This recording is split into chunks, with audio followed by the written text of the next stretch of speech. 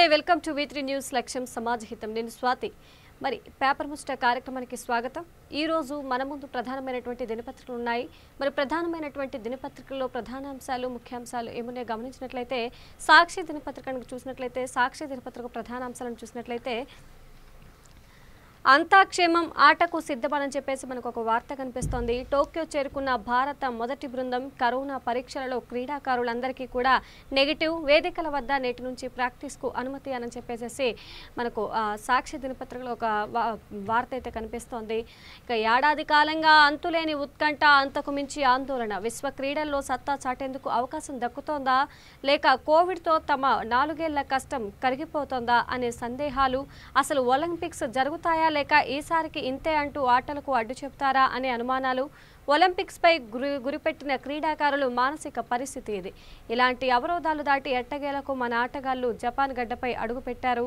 కోట్లాది అభిమానుల ఆశలను మోస్తూ టోక్యో చేరిన తొలి భారత బృందం వారితో తమ సమస్యలన్నీ పసిఫిక్ మహాసముద్రంలో పడేసి ఇక మైదానంలో పతకాల వేటకు సన్నద్ధమైంది మరి ఈ కరోనా టైంలో అసలు ఒలింపిక్స్ జరుగుతాయా లేదా ఇక ఏడాది కాలంగా కూడా వాళ్ళు చాలా ఉత్కంఠగా ఎదురు చూస్తున్నటువంటి ఒలింపిక్స్కి అయితే మన భారతీయులు జపాన్ మీదకి అడుగుపెట్టారు జపాన్లో ఉన్న టోక్యో మీదకి అడుగుపెట్టారు ఇక చూసినట్లయితే ఇక మనం చూడాలి వాళ్ళైతే పథకాల కోసం వేటాడుతున్నారు మనం కూడా ఆశగా చూడాల్సినటువంటి ఒలింపిక్స్ని ఆశగా చూడాల్సినటువంటి అవసరం ఉంది మరి మరొక వార్తను చూసుకున్నట్లయితే 2 దక్షిణాఫ్రికా ఫుట్బాలర్లు పాజిటివ్ మరి 2 దక్షిణాఫ్రికా ఫుట్బాలర్స్కి అయితే పాజిటివ్ వచ్చిందని చెప్పేసి ఒక వార్త కనిపిస్తోంది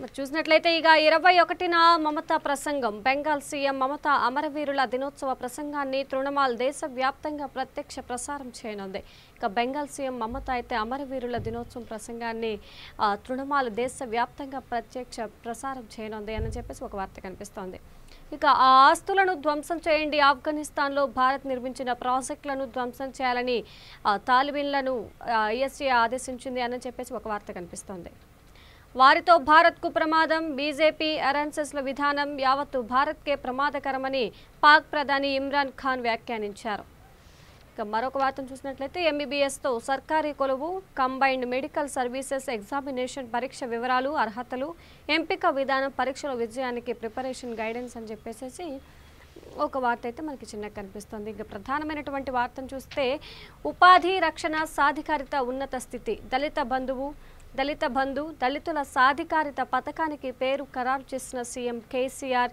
పైలట్ ప్రాజెక్టుగా హుజూరాబాద్ నియోజకవర్గంలో అమలు ఇక హుజూరాబాద్లో పైలట్ ప్రాజెక్టు కోసం అదనంగా 1500 కోట్ల నుంచి 2000 కోట్లు ఖర్చు చేస్తున్నామని చెప్పారు మొదట అక్కడ దళితుల కుటుంబాల స్థితిగతులపై అధ్యయనం వారి నుంచి అర్హులను ఎంపిక చేసి పథకం గుర్తింపు ఇక ఇప్పటికే రాష్ట్ర వ్యాప్తంగా 1200 కోట్లతో పథకం అమలుకు నిర్ణయం స్వయంగా పథకాన్ని ప్రారంభించనున్న సీఎం త్వరలోనే ముహూర్తం ఖరారు నేరుగా ఖాతాల్లోకి 10 లక్షల రూపాయలు కుటుంబం యూనిట్గా అర్హులైన దళిత కుటుంబాలకు నేరుగా ఆర్థిక సహాయం చేసి వారికి ఇష్టమైన పనిని ఎంచుకొని అభివృద్ధి చేసే అవకాశాన్ని కల్పించాలన్నదే ప్రభుత్వ ఉద్దేశం దళారుల బాధలు లేకుండా నేరుగా లబ్ధిదారుల బ్యాంకు ఖాతాలో ఆర్థిక సహాయాన్ని జమ చేస్తామని చెప్పేసి చెప్తున్నారు ఇక నేరుగా దళితుల యొక్క ఆ కుటుంబం యూనిట్గా అర్హులైన దళిత కుటుంబానికి నేరుగా ఆర్థిక సహాయం 10 లక్షల రూపాయలు వాళ్ళ అకౌంట్లలోనే వేసేటట్టుగా కూడా ఎటువంటి దళారుల సహాయం తీసుకోకుండా డైరెక్ట్ వాళ్ళ అకౌంట్లో వేసేటట్టు కూడా చర్యలు తీసుకోవడం జరుగుతోంది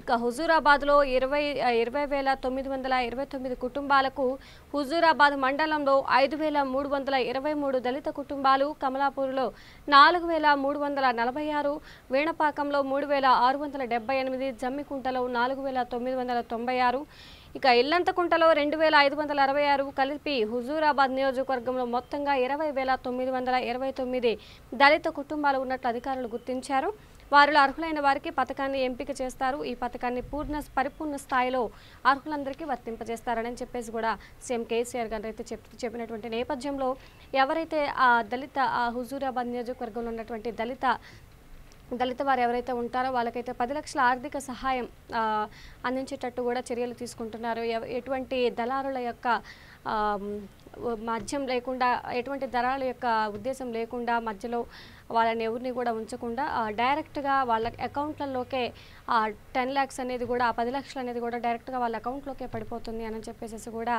చెప్తున్నారు.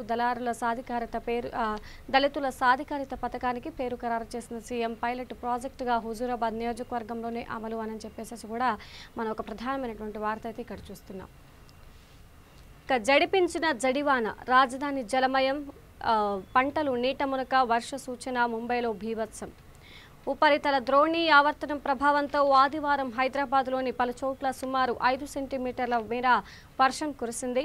ఇక దీంతో రోడ్లన్నీ జలమయమయ్యాయి. పంటలు నీటి మునక. ఉమ్మడి మహబూబ్ నగర్, నిజామాబాద్ జిల్లాల్లో కురిసిన భారీ వర్షాలకు వందలాది ఎకరాలు పంటలు నీట మునిగాయి.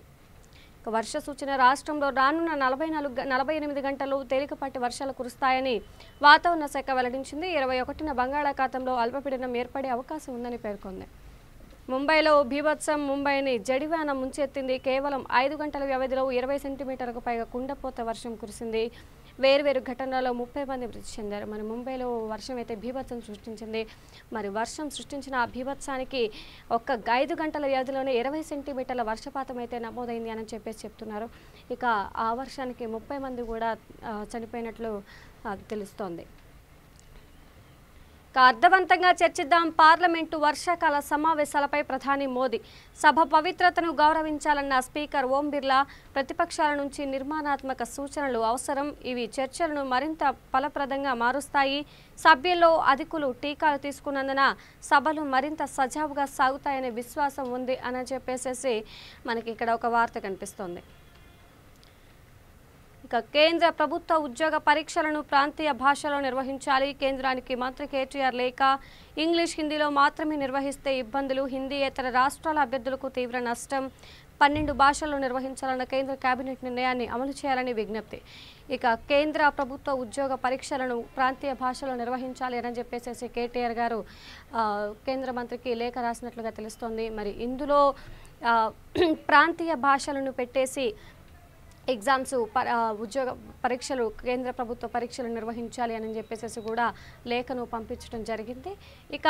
హిందీ, ఇంగ్లీష్లోనే కాకుండా ఎవరు ఏ ప్రాంతాలకు చెందిన వాళ్ళైతే లైక్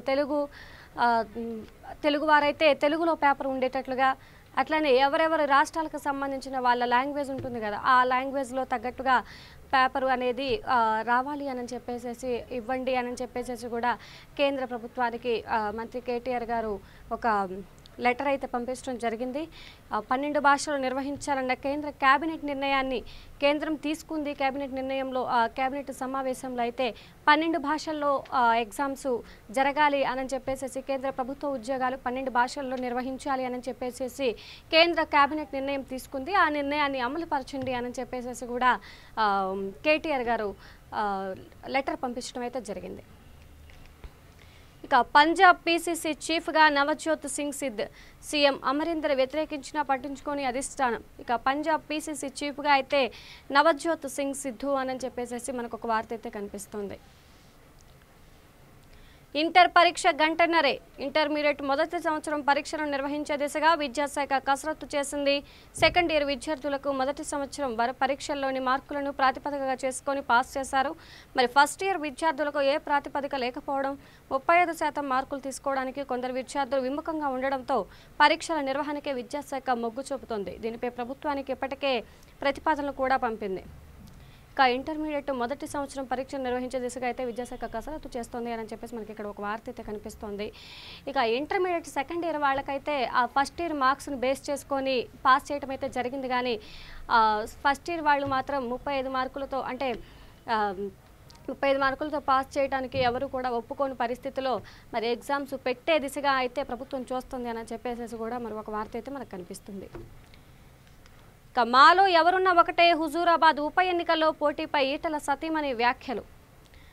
త్వరలో జరగబోయే కరీంనగర్ జిల్లా హుజూరాబాద్ అసెంబ్లీ నియోజకవర్గ ఉప ఎన్నికల బరిలో తానున్న ఈటెల రాజేందర్ ఉన్నా ఒకటే అని ఎవరు పోటీ చేయాలో ఇంకా నిర్ణయించుకోలేదని మాజీ మంత్రి ఈటెల రాజేందర్ సతీమణి జమునారెడ్డి వ్యాఖ్యానించారు. హుజూరాబాద్లో ఆదివారం ఇంటింట ప్రచారం నిర్వహించిన అనంతరం విలేకరులతో మాట్లాడారు. రాజేందర్ ఉద్యమంలో ఉన్నప్పుడు తాను వెనుక ఉండి నడిచానని ప్రచారం కూడా చేశారని చెప్పేసి ఒక వార్త కనిపిస్తుంది.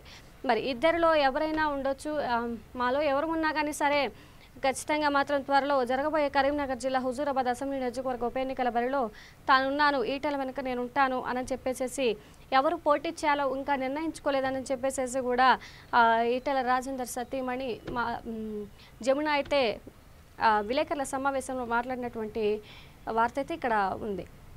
ఇక వ్యాక్సిన్ వేసుకుంటే రిస్క్ 0.5%. వ్యాక్సిన్లు వేసుకున్న మార్చి నుంచి జూన్ వరకు 17 రాష్ట్రాల్లో అధ్యయనం. జనం జాగ్రత్తలు పాటించకనే ఇన్ఫెక్షన్ లక్షణాలు సాధారణ, ప్రమాదం తక్కువే, దీర్ఘకాలిక వ్యాధులున్న వారికి మాత్రం కాస్త ప్రమాదకరమైన హెచ్చరిక. కోవిడ్ వ్యాప్తిపై ఐసీఎంఆర్ కొన్ని వ్యాఖ్యలు అయితే చేసింది. మార్చి నుంచి జూన్ వరకు 17 రాష్ట్రాల్లో అధ్యయనం. జనం జాగ్రత్తలు పాటించుకుంటేనే ఇన్ఫెక్షన్స్ అయితే వస్తాయి. ఆ లక్షణాలు అయితే సాధారణం, ప్రమాదం కూడా తక్కువే. ఎవరికైతే దీర్ఘకాలికంగా వ్యాధులు ఉంటాయో వాళ్ళకి మాత్రం కొంచెం రిస్క్ అనే చెప్పాలి. ఇక అది మరి సాక్షి దినపత్రిక ఉన్నటువంటి ప్రధానాంశాలు, ముఖ్యాంశాలు. మరి మరొక దినపత్రికను చూద్దాం. మరొక దినపత్రికలో ప్రధానాంశాలు, ప్రధానమైనటువంటి వార్తలు ఏమైనా గమనించినట్లయితే ఈనాడు దినపత్రిక చూద్దాం. ఈనాడు దినపత్రికలో ప్రధానాంశాలను చూద్దాం. ఇది ఈనాడు దినపత్రిక. ఈనాడు దినపత్రికలో ఉన్నటువంటి ప్రధానాంశాలను చూసినట్లయితే జాతి ఔన్నత్యానికి మాతృభాషే ప్రతీక, దాన్ని కాపాడుకొని అభివృద్ధి చేసుకోవాలి. మేడసాని మోహన్ అష్టావధానం కార్యక్రమంలో సిజేఐ జస్టిస్ ఎన్వి రమణ పిలుపు. జాతి ఔన్నత్యానికి మాతృభాషే ప్రతీక అని చెప్పేసి జస్టిస్ ఎన్వి రమణ పిలుపునిచ్చారు అని చెప్పేసి ఒక వార్త కనిపిస్తోంది. ఇక పంజాబ్ పీసీసీ అధ్యక్షునిగా సిద్ధు, కెప్టెన్ అమరీందర్ వద్దన్న మొగ్గు చూపిన అధిష్టానం అని చెప్పేసి ఒక వార్త. రాజకీయ అడుగుల పరిపుష్టానిక కేంద్రంలో సహకార మంత్రిత్వ శాఖ ఏర్పాటుపై సందేహాలెన్నో, అమిత్ షాకు అప్పగించడంతోనే ఈ చర్చ, అసలు ఉద్దేశాలు తెలియడానికి మరికొంతకాలం పడుతోంది అని చెప్పేసి ఒక వార్త. భారమవుతున్న పెట్టుబడి వ్యయం, తగ్గని మద్దతు ధర, సాగేదెలా 4 ఏళ్లలో 50% పైగా పెరిగిన ఖర్చు, ఎటు పాలుపోని స్థితిలో రైతులు, చాలా మందికి మిగులుతున్నది అప్పులు, వేదనలే.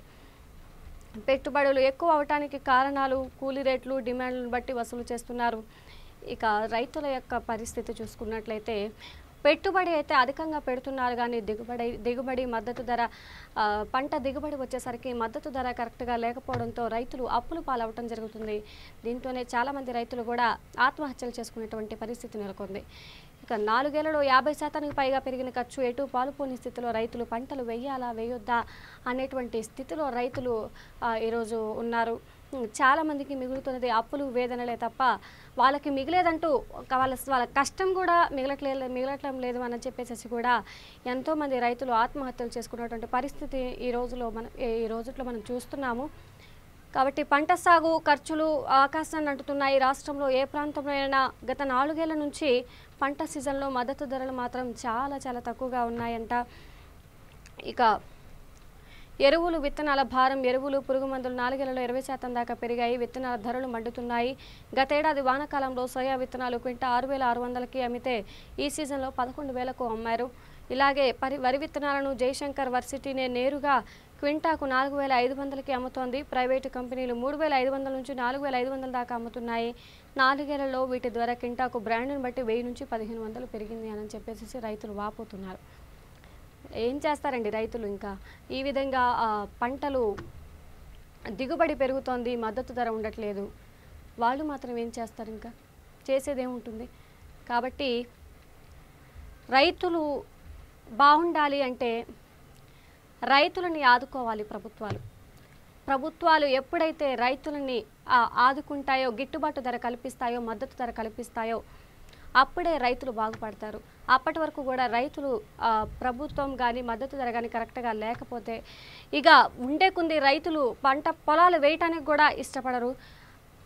కాబట్టి ప్రభుత్వాలు కూడా ఆలోచించి రైతులకు తగిన న్యాయం చేయాలని కూడా మనం కోరదాం అని చెప్పేసి ఈ సందర్భంగా నేను చెప్తున్నాను. ఇక మరొక వార్తను చూసినట్లయితే హుజూరాబాద్ నుంచే దళిత బంధు ప్రత్యేకంగా 1,500 రూపాయల నుంచి 1500 కోట్ల నుంచి 2000 కోట్ల ఖర్చు. పైలట్ ప్రాజెక్టుగా నియోజకవర్గం అంతా అమలు. ఎంపికైన ఎస్సీ కుటుంబానికి 10 లక్షల చొప్పున సాయం. ఇప్పటికే రాష్ట్రంలో ఈ పథకం అమలుకు 1200 కోట్లు. సమీక్షలో సీఎం కేసీఆర్ అని చెప్పేసి కనిపిస్తోంది. ఇక హుజూరాబాద్ నుంచే దళిత నిధులు దళిత బంధు ప్రత్యేకంగా 1500 కోట్ల నుంచి 2000 కోట్ల వరకు ఖర్చు చేస్తున్నారు. మరి ఇందాక మనం చూసుకున్నటువంటి వార్త ఇది. ఎవరైతే దళితులు ఉన్నారో 29,370 దళిత కుటుంబాలకి సీఎం కేసీఆర్ గారు ఆర్థిక సాయం కింద 10 లక్షల రూపాయలు అయితే వారి నేరుగా వారి అకౌంట్లలో వేయడం జరుగుతుంది.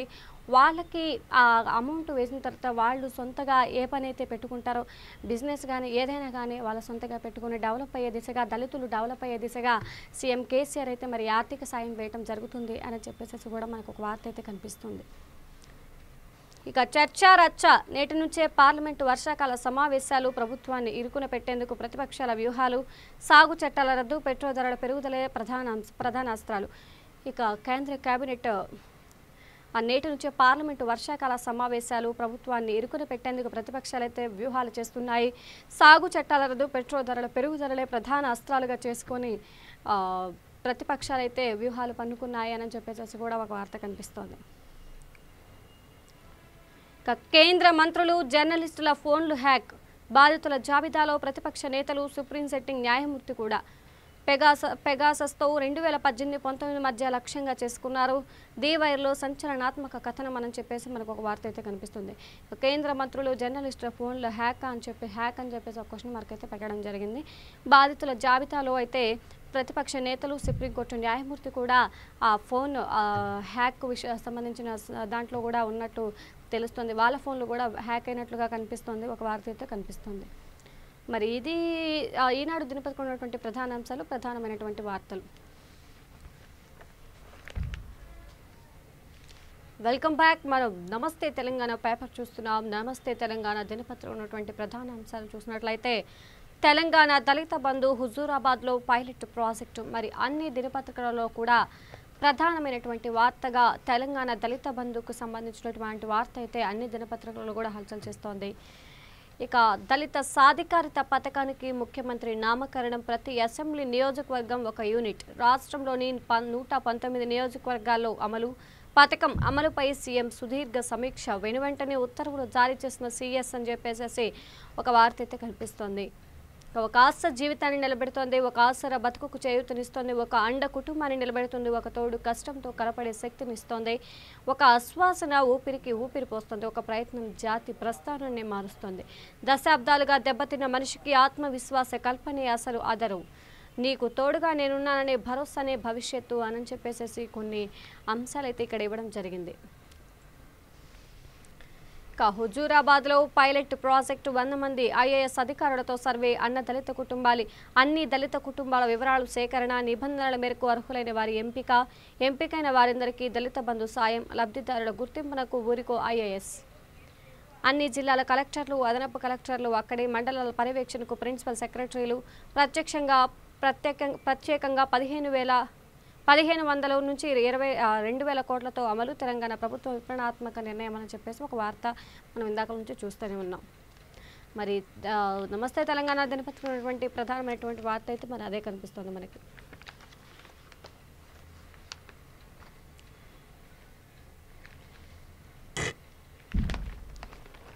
మరి మరొక దినపత్రిక చూసినట్లయితే వెలుగు దినపత్రిక చూద్దాం. వెలుగు దినపత్రిక ఉన్నటువంటి ప్రధాన వార్తలను చూసినట్లయితే కరెంటు బండ్లకే గిరాకీ. ఈవీల వైపు మొగ్గుతున్న జనం. 10 రూపాయలకే 100 కిలోమీటర్ల ప్రయాణించే వీలు. 3 ఏళ్లలో 4800 ఈవీల అమ్మకం.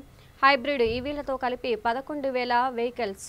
హైదరాబాద్లోని తయారీ ప్లాంట్లు అని చెప్పేసి ఒక వార్త అయితే కనిపిస్తోంది. మరి పెట్రోల్ ధరలు, డీజిల్ ధరలు అధికంగా ఉన్నటువంటి ఈ నేపథ్యంలో చాలామంది కూడా ఎలక్ట్రిక్ వెహికల్స్ వైపు మొగ్గు చూపుతున్నారు. కార్లు కానీ, బైకులు కానీ, స్కూటీస్ కానీ అందరూ కూడా ఎలక్ట్రిక్ వైపే చూస్తున్నారు. 10 రూపాయల మనం 10 రూపాయలతో ఛార్జింగ్ పెట్టుకుంటే 2 యూనిట్ల ఛార్జింగ్ పెట్టుకుంటే 100 కిలోమీటర్లు 80 కిలోమీటర్లు తిరగొచ్చు అని చెప్పేసి కూడా మనకి ఒక వార్త అయితే కనిపిస్తోంది. చాలామంది జనం కూడా ఈవీల వైపే ఎక్కువగా మొగ్గు చూపుతున్నారు. అట్లనే 3 ఏళ్లలో కూడా 4800 ఈవీల అమ్మకం అని చెప్పేసి కూడా వార్త అయితే కనిపిస్తుంది. మరి రానున్న రోజుల్లో కూడా ఎలక్ట్రానిక్ వెహికల్సే అధికంగా విడుదలవ్వటం, అట్లాగే ఈ పెట్రోల్ ధరలు పెరుగుతుండటంతో ఎలక్ట్రిక్ వెహికల్స్ ఎక్కువగా రావటం వలన ఈ ఎలక్ట్రిక్ వెహికల్స్ వాడటం వలన మనకి పొల్యూషన్ కూడా అవ్వకుండా ఉంటుంది. కాలుష్యం అనేది కూడా ఎక్కువగా కాలుష్యం అవ్వకుండా ఉంటుంది. కాబట్టి ఎలక్ట్రిక్ స్కూటీలకే చాలామంది కూడా మొగ్గు చూపుతున్నారు. ఎలక్ట్రిక్ స్కూటీలు వాడటమే మంచిదని చెప్పేసి కూడా ఈ సందర్భంగా తెలియజేస్తున్నాను.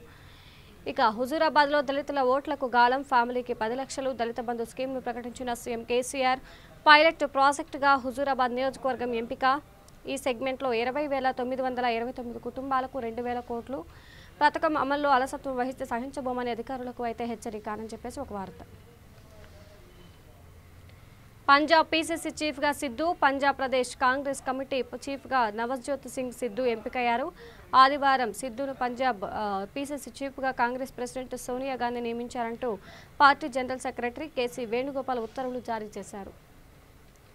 కల్వకుర్తి కాల్వకు గండి. కల్వకుర్తి మెయిన్ కాల్వకు గండిపడి 300 ఎకరాల్లో పంటలు మునిగాయి. నాగర్ కర్నూలు జిల్లాలో కెనాల్పై 107 కిలోమీటర్ల వద్ద అండర్ టెన్నెల్ కట్టేందుకు కాలువకు అడ్డంగా కాంట్రాక్టర్లు మట్టి కట్టవేశారు. భారీ వానలకు కాలువలో వరద పెరిగి గండిపడింది. మరొక వార్తను చూసినట్లయితే లంకలో ఇండియా విక్టరీ. ఫస్ట్ వన్డేలో 7 వికెట్ల తేడాతో లంకపై ఇండియా విజయం సాధించింది. తొలుత లంక 50 ఓవర్లలో 269 స్కోర్ చేసింది. అనంతరం రతన్ మరి క్రీడకు సంబంధించి ఇదొక వార్త కనిపిస్తోంది. ఇక ఏడారి దేశాల్లో మిస్సింగ్ 89 మంది తెలంగాణ వాసుల జాడ దొరకట్లేదు. ఏండ్లుగా గోసపడుతున్న కుటుంబీకులు. రాష్ట్రంలో ఎన్ఆర్ఐ పాలసీ అమలు చేయాలని డిమాండ్లు అని చెప్పేసి కూడా ఒక వార్త కనిపిస్తోంది. ప్రజలకు పనికొచ్చే ప్రశ్నలు అడగండి, జవాబులు ఇవ్వడానికి రెడీ. ఆల్ పార్టీ మీటింగ్లో ప్రతిపక్షాలతో ప్రధాని మోడీ. ఇయాల్టి నుంచి పార్లమెంటు వర్షాకాల సమావేశాలు. ఆగస్టు 13 దాకా కొనసాగే అవకాశం. రైతు సమస్యలు, పెట్రోల్ ధరల పెంపును తలెత్తుతామన్న ప్రతిపక్షాలు. సమావేశాలు ఉన్నన్ని రోజులు పార్లమెంటు మార్చుకు రైతుల ప్రాణం. మరి వాటి నుండి వర్షాకాల సమావేశాలు జరుగుతున్నటువంటి ఈ నేపథ్యంలో పెట్రోల్ ధరలకు సంబంధించి కూడా ప్రతిపక్షాలు పెట్రోల్ ధరలకు సంబంధించి కూడా అడిగేటువంటి ప్రశ్న అయితే ఒకటి కనిపిస్తోంది. ఇక మరొక వార్తను చూసినట్లయితే భారీ వానలకు ముంబై ఆగం. ఇండ్లు గోడలు కూలి 30 మంది మృతి. సిటీలో శనివారం అర్ధరాత్రి నుంచి ఆగకుండా వాన. 7 గంటల 30 సెంటీమీటర్ల కుండపోత. ఇంకో 24 గంటలు వానలే. ముంబైకి ఐఎండీ రెడ్ అలర్ట్. మృతుల కుటుంబాలకు కేంద్రం 2 లక్షలు, రాష్ట్రం 5 లక్షల పరిహారం. మరి వర్షాలు బీభత్సంగా పడుతున్నటువంటి నేపథ్యంలో ముంబైలో అయితే 30 మంది మృతి చెందినటువంటి సందర్భం కూడా చూస్తున్నాం. ఇండ్లు గోడలు కూలి 30 మంది చనిపోయారు వర్షానికి. దారి చూపని ధరణి. భూముల